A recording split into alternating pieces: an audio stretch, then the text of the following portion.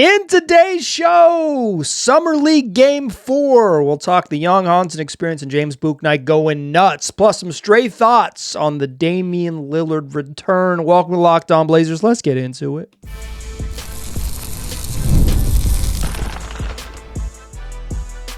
You are Locked On Trailblazers, your daily Portland Trailblazers podcast, part of the Locked On Podcast Network. Your team every day. What's up, world? It's your past first point guard and Trailblazers reporter Mike Richmond. You're listening to another episode of Locked On Blazers, part of the Locked On Podcast Network, available wherever you get podcasts and also on YouTube. Thanks for making this show your first listen, coming at you each and every weekday, Monday through Friday. So make it a part of your daily routine. Make it your first listen. Tell your friends to do the same. It's Locked On Blazers, your team every day. In today's show, we're talking Game 4 of Summer League in Vegas. We'll talk young Hansen. We'll talk James Bouknight. Touch a little bit on Caleb Love's performance. And then at the end of the show, I want to talk a little bit about Damian Lillard. If you are looking for that show, you're like, hey, Mike, Damian Lillard rejoined the Portland Trailblazers. Why the heck is he not leading the show? I did a bonus episode earlier today. I recorded as the game was going on. Then I went and watched the game, and now I'm back, baby. 6 shows again this week. But I have a whole show waiting for you specifically on the joy, excitement, and my thoughts on Damian Lillard returning to the team. So that is in your feed right before this one. If you're a YouTube listener, it's on my page right before this one as well. Or YouTube viewer, that is. So yeah, go check that out. But at the end of the show, I do want to share some thoughts on Dame. But here in today's particular program, we're going to focus on the NBA Summer League performance. Game 4, Blazers ran away and hid from the Houston Rockets with the monster fourth quarter led by James Bouknight hitting his first 5 3-pointers. Whoo boy. But obviously, we're just going to talk about young Hansen. That's what we do. This is mostly a Hansen-based podcast, baby. It's all young Hansen all the time. No, I mean, he's the most important part of Summer League. He was the most exciting part of about the Blazers' whole July until Damian Ollie Lillard decided to come home.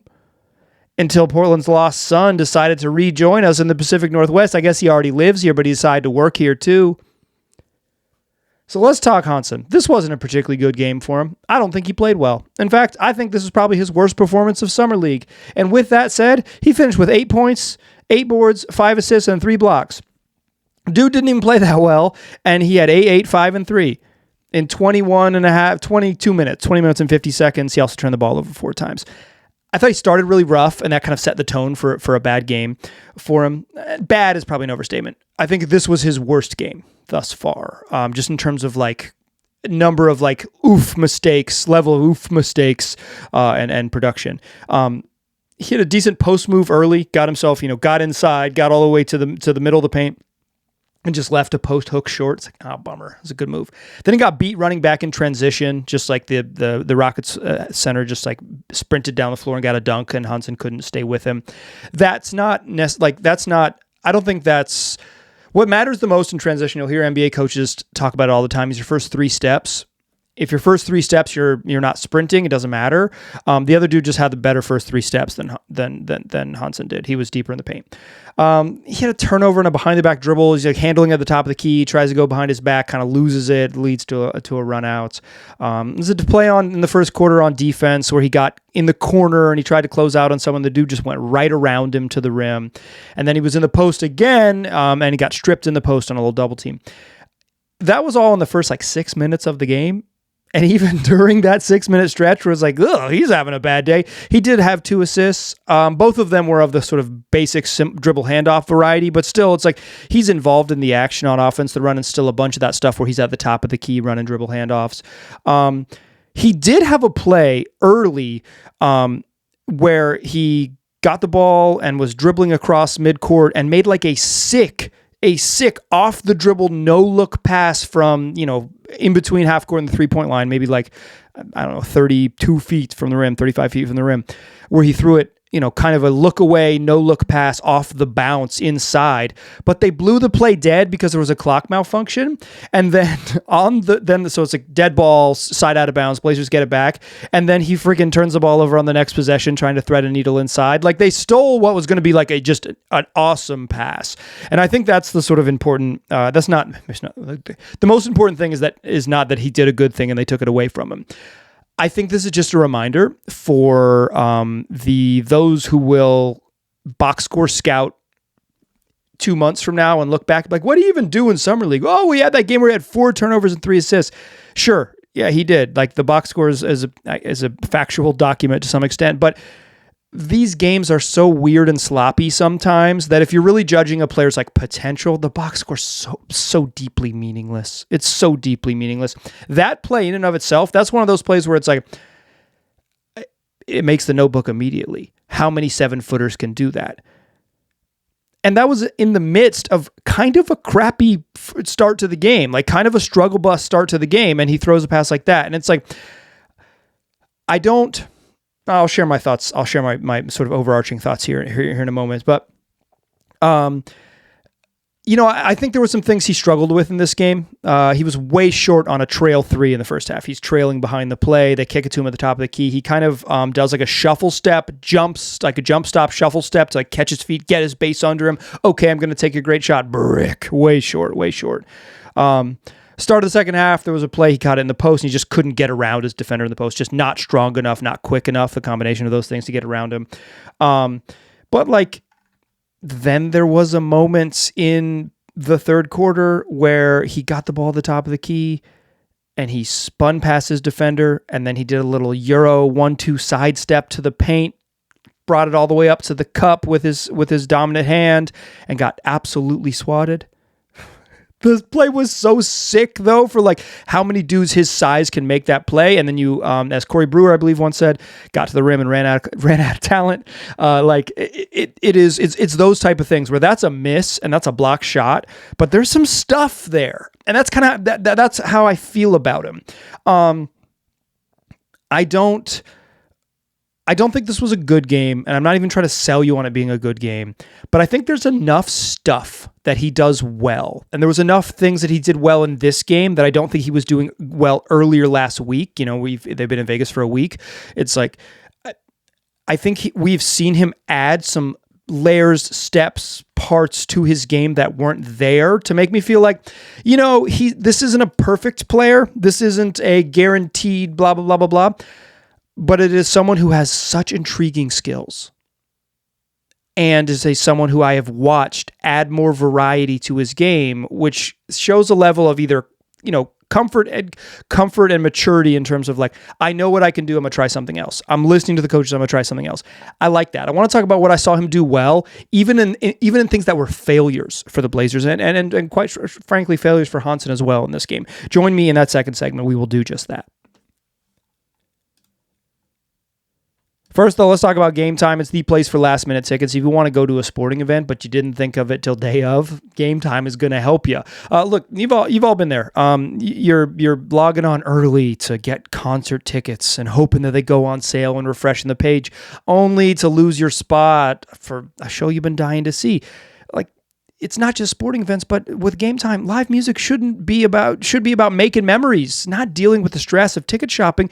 And so that's where Gametime comes in. So for the remainder of summer, as we get a little lull in sports, maybe you want to go to baseball games, you can still go use Gametime. But say you want to go get your last minute outdoor concerts on, Gametime makes getting concert tickets faster and easier than ever. And prices actually drop the closer it gets to showtime. You can save up to 60% off with their killer last minute deals. So if you're tired of endless scrolling, Gametime's got zone deals to help you pick seats in a section for you. They got panoramic seat views so you can preview a seat before you buy. And with Gametime, the price you see is the price you pay, no hidden fees. Take the guesswork out of buying concert and show tickets with Gametime. Download the Gametime app, create an account, and use the code LOCKEDONNBA for $20 off your first purchase. Terms apply. Again, create an account and use that redemption code LOCKEDONNBA for $20 off. Download the Gametime app today. Last minute tickets, lowest price guaranteed.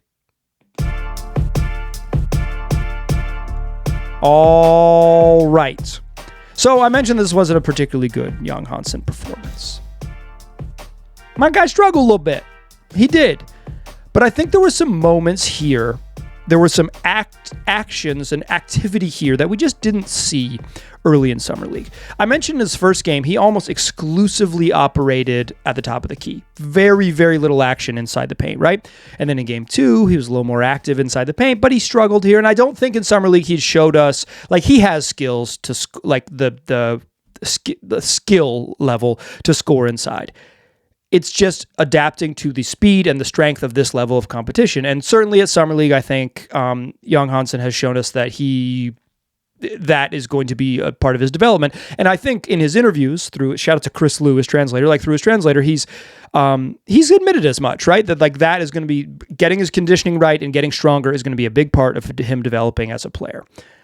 But I think there were some things that he showed in this game that, like, he just wouldn't have done a week ago in Summer League. Little changes. So one of them was just rolling to the rim better. Just straight up rolling to the rim better. There was a play in the second quarter where the Rockets switched to pick and roll, and he got a little dude on him, and he walked that little dude down to the post, and he battled him for a position in the post, and someone jacked up a three on the Blazers Summer League team. I don't know who it was. I was gonna call them out, but I'm not 100% sure who it was. Didn't make my notes. So it's like, he wouldn't have done that early in, like, if they had switched pick and rolls early in the Summer League, he wouldn't have walked a dude down and mashed him in the post. That is physicality, right? I thought a bunch of times on pick and rolls, and this is a thing that I don't think he would have done early in the week, and I watched him do, in my notes, I have him doing it 4 times. I haven't rewatched the game. I'm not going to rewatch the game. I'm going to tell y'all right now. But, like, in general, just watching it live, 4 times it caught my eye. Set a screen, roll, and mash. And what I mean by that is he sets a screen, he rolls to the rim. He doesn't get the ball on that initial pick and roll, right? You'd want him to get the ball more. There were several occasions when the Blazers didn't get him the ball more on when he was rolling to the rim. A couple, Sean Padula spoon-fed him one at the rim and then had another one late where he kind of got young Hansen the ball, and Hansen had a nice little righty finish right at the end of the fourth quarter with about 2 minutes left in the game. But like, he would roll, and as he'd roll to the rim and he didn't get the ball, he would roll and hit. Whoever was down low, he would make contact, hit, seal, turn, and look for the ball. He wasn't doing that early in the week. That's clearly picking up on coaching. After you roll to the rim, roll, seek contact, show your, square your shoulders, show your chest. I think that's like some old school NBA post-up stuff, old school, maybe high school basketball for me, post-up stuff. But like, it was a level, it's just like very simple, basic stuff that he wasn't doing earlier in the week. He clearly was doing today, and with purpose. Also, and I've noticed this a couple times, I don't think it made the show because it just didn't make the mentions, but didn't make it out of my notes to be mentioned in the show, but he really understands the Gortat screen, or what some people call the traffic screen. And that is similar to this roll and hit type of thing. It's using your physicality. It's being really big. He did it a couple times to help Caleb Love, and Caleb Love ain't passing anyway, so you might as well help him shoot. But you set a screen, you roll to the rim, and then as you're rolling, instead of trying to get open and roll, you stop, set a screen in traffic, and basically screen your man to wall off a driving lane for a driver. And he did that to set up a Caleb Love layup today. He did it earlier in the week, and he's clearly has a feel for that. And while I think like the inside scoring stuff is a place where he'll just have to get stronger, more functional strength to get better, his feel for that type of thing is really useful. And to show that type of very minuscule growth, like I'm getting deep into the minutia to find some like positives from it. But I think it is important to kind of, after watching every possession of his, it's like, these are things I didn't see him earlier. It's like his willingness to be physical there, sometimes can get him a little bit distracted, right? I think a couple times in this game, he was getting really, really caught up with winning the physical battle with someone in the post and kind of losing either his position or getting out of position for rebound. Or getting, just like not being part of the play, but getting part of like an arm battle to be physical. You like the physicality, but you got to know kind of when to draw it, right?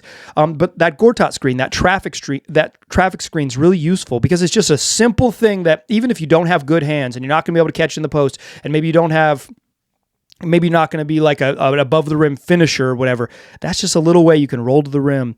You can either make contact, hit, and try to post up, or you can make contact and use that Gortat screen to kind of create a lane for a driver. And on one of those, he kind of sort of half Gortat screened, and then Padula got deep into the paint and just kind of left it for him, and he got a little layup. I thought that was nice. There was also another play right after that play in the third quarter the second quarter where this got a switch and they just like didn't throw him the ball, and they jacked up a three. The next play down the court, he posted up on the right side. They threw it into him. The Rockets, who were playing relatively small, just instinctively double teamed. Hey, too big. That dude's too big. We need to send two. Simple kick out from Hansen. Sean Padula knocks down a three. Easy money. Double team leads to an easy kick out. I don't think he's going to draw many double teams. That's young Hansen's. Sean Padula is not going to play in the NBA. He's a G leaguer. But I don't think Hansen's going to draw many double teams at the next level. But he's such a comfortable passer, right? He's such a comfortable passer that that stuff, if he does get double teamed, that's a huge win for the Blazers. And that's why the rolling and hitting matters so much, because if you roll and hit and you can maybe use that screen and that physicality off the screen to force a switch or force a late switch or keep a little guy on you because you're rolling with physicality, then you can draw double teams and then you can use your strength. So it all builds on top of each other. I don't think this was a particularly good Hansen game. I don't think this was a particularly you didn't come away like my guy, but like I felt like there were little small things that he wasn't doing earlier in the week that he was doing in this week. Blazers that he was doing at on Thursday evening in beautiful Cox Pavilion. Blazers play one more game. I'm not often the fifth game of Summer League is not a game where regulars play. So there's a chance that the Hansen experience is over for Summer League. If it is, we'll do a recap of all my thoughts on him once we get out of Vegas next week. Real quick, James Bouknight hit 5 threes in the fourth quarter. He has to make the show.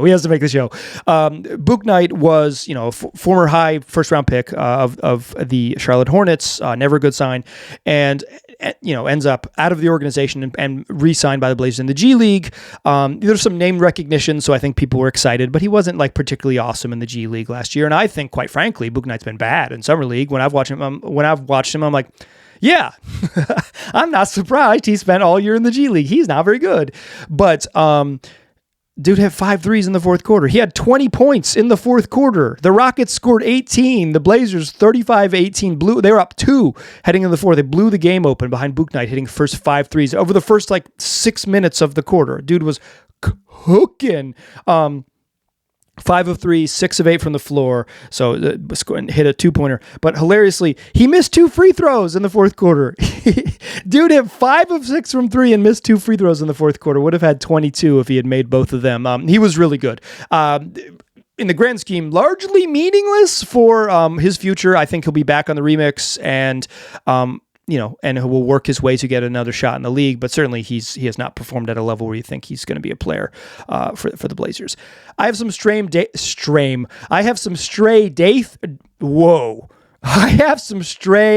Dame thoughts. I've recorded a lot of podcasts today and my words are escaping me. I have some stray thoughts on the Damian Lillard re-signing reunion stuff that I want to share in the third segment. Let's talk a little more Dame. Join me there, won't ya? First, though, let's talk about OpenPhone. If you run a small business, if you know that missing calls is missing customers. Everybody that you don't talk to is moving on. Think about it. Like if last time you called and you need a service, say you had an urgent need, right? You need an electrician, you need a plumber, you needed some other, you needed to change internet providers, right? If the first customer that you called, they didn't answer, did you wait? Probably not. You moved on. I had a refrigerator malfunction situation a couple months back. The people I ended up working with were the people who picked up the phone when I needed them. And that's where OpenPhone comes in. They help you pick up the phone when customers need you. OpenPhone is the #1 business phone system built to streamline and scale your customer communications, all from an app on your phone or your computer. It's not only an app that's available, a single app that's on your phone, a single app that lives on your desktop. It's also got a shared inbox feature that you can have it be for everyone on your team. So if you got a small business, 4 or 5 employees, everybody can be on the same page with all of your customer interactions, and it lets you manage business calls and text all from one spot. OpenPhone right now is offering my listeners 20% off your first 6 months at openphone.com/LockedOnNBA. That's OPENPHONE.com/LockedOnNBA. And if you have any existing numbers with another service, OpenPhone will port them over at no extra charge. That's OpenPhone. No missed calls, no missed customers. Still a pass first point guard. I'm still Mike Richmond, and you are still listening to Locked On Blazers.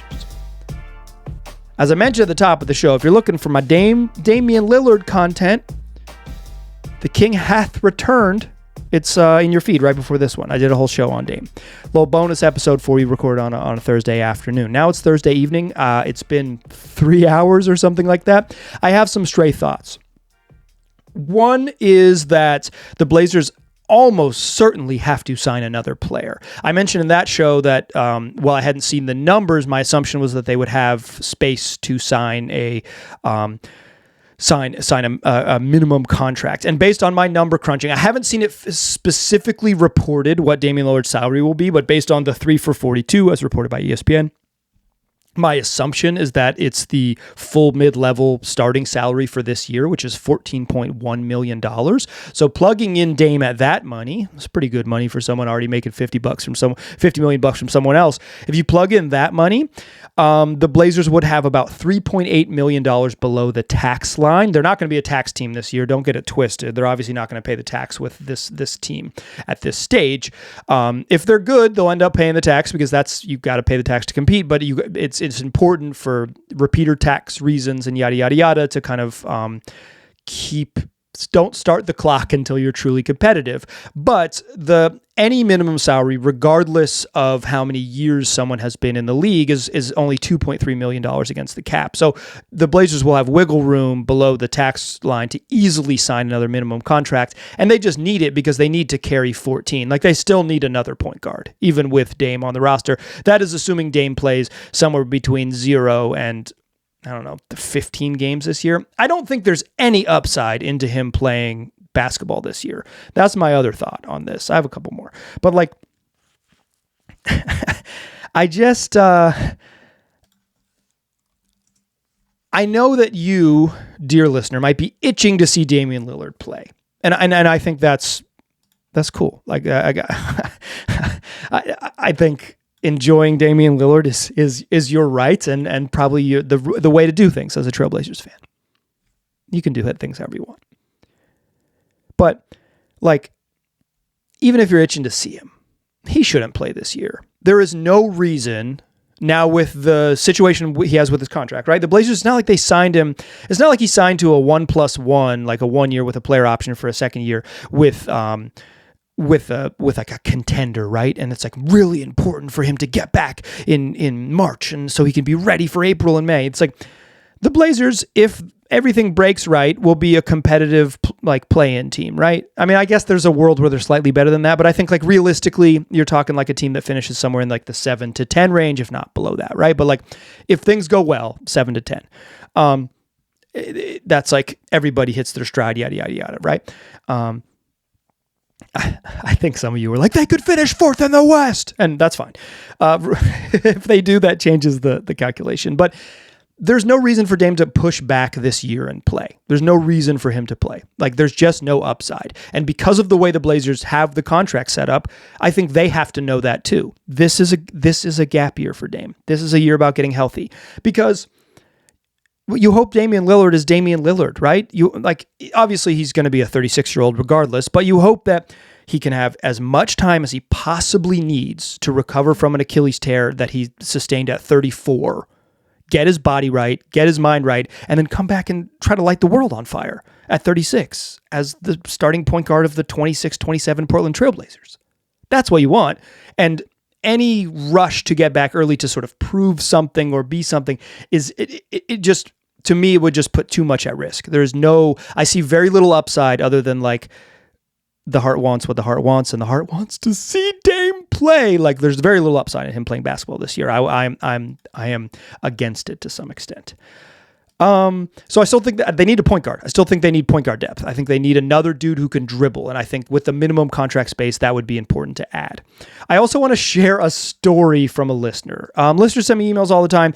Okay, hold on real quick. If you sent me an email about Dame, which like 35 of you did this afternoon, I don't know if I'm going to be able to respond. Here's what I'll say to you. Double thumbs up. It's a pretty cool thing, and I talked about it on the show. So if you're listening, you've already sent me an email about that. I just... I was overwhelmed by the volume of Damian Lillard emails. I'm usually pretty good about responding to, 80% of emails, but that was very, very, very many of them in a very short period of time. Maybe I'll get to them slowly over the next 2 weeks. However, all of that said, there was an email I received prior to the deluge. This was a few days ago from listener Jonathan. And Jonathan said, I went to Summer League and I briefly sat behind Joe Cronin, and I kind of talked to him a little bit, and he was a nice dude, and I was prodding him, for what's going to happen? What's going to go on this summer? And Joe, was given the sort of I'm talking to a fan of the team in public type of answers, and not giving him stuff. But still, I think it's pretty cool that the GM of a team would even talk to you. Joe is legitimately a nice dude, nice guy. But he's, listener says that he's prodding him, okay, but what are you gonna do? Are you gonna actually use the mid-level exception? Because this is a fan who flew from across the country to go to Vegas, and so they know that when DeAndre Ayton gave back money on his buyout, the Blazers opened up the mid-level exception. That's the type of obsessives that are listening to my show, and I love y'all for it. And he's like, you're gonna use the MLE, Joe? You're gonna use the non-taxpayer mid-level exception? And Joe said, I hope to. Kind of gave him a smile. I hope to. And Jonathan sends me this email and says, here's my thoughts on Summer League. I saw young Hansen up close, and I have all these thoughts, and I talked to Joe, and here's a funny little anecdote. And I said, Joe Cronin ain't using the mid-level exception. Get out of here. And then 4 days later, he signs Damian Lillard using the mid-level exception. And I will say, Jonathan knew. You got to trust people. That's something I got to learn. Some of these emailers, y'all got the goods. So shout out to Jonathan. That was a fun little anecdote. Thanks for sharing. And I don't know if you broke the news. That credit probably goes to Bill Oram of the Oregonian, but it's pretty funny in hindsight to remember to have that story. Here's my last thought on Damian Lillard. And I think this is probably something that is big thematically that will be part of how we talk about the team and Dame for a year, if not 3 years. Personally, the way my brain works, I can say, hey, this is a bit of a weird move basketball-wise, and this is fun. This is a fun thing to do. Watching Dame back watching him make his return and be back in a Blazer, this is fun. I have no problem holding those two truths at the same time. I think other people who are not wired like me want it to be more black and white, more binary, good or bad. It might be a bad basketball thing, and it might be a totally awesome fan thing. It might bring you a great deal of joy to watch Damian Lillard, and it also might be kind of a weird decision based on the roster. And for me, I can hold those things in parallel tracks and think them at the same time and still derive joy from the Dame return experience while also being but if I just say that to say, if you hear me say it is a weird move, I'm not picking, I am not it is not a binary to say it's also not a fun thing that could bring you joy. This is a podcast that believes wholeheartedly in holding on to your joy. If Damian Lillard's return brought you a great deal of joy, hold on to it tightly. Because I'm not going to see Dame play basketball for a little while, but we'll see him back in the building, and that'll be a bunch of fun. We'll probably do a press conference, and he'll get to talk about his return and what it means. It's going to be fun, right? It's there's good stuff. I think the challenge, and for me, it's less of a challenge because I'm a weirdo, is holding those two parallel thoughts at the same time. Something can be fun and bring you a great deal of joy, and also be a little bit odd and strange, and quite frankly, maybe even a bad decision. But that doesn't make it less enjoyable for me. So I want to throw that. I want to reject the binary outright to close the show here. That's going to do it. That's 6 shows this week. I'll say this. If you made it to the end of the program and you've listened to 6 shows this week, or you've listened to 3 and you're going to go back and listen to 1 more, or if you listened to 2 and you want to listen to some more, you are not getting this Blazer coverage, this volume of Blazer coverage anywhere else. So if you've made it to the end of the program, and I like to think it's also quality of Blazer coverage as well, but I'll just call it volume for now. Go tell a friend. Go tell a friend. Tell someone who's a Blazer fan, who's really excited about Damian Lillard, say, I really like Locked On Blazers. Mike does a good job. You will too. However you are listening to this right now, share a link with someone you know. Click on the share button on whatever application you're listening to this and share with someone you know, because I'm recording 6 podcasts in the middle of July because I love to do it, and I love to do it for y'all. So do this for me. Return the favor. And then we'll come back and do 5 more shows next week. I appreciate you listening. I will talk to you soon.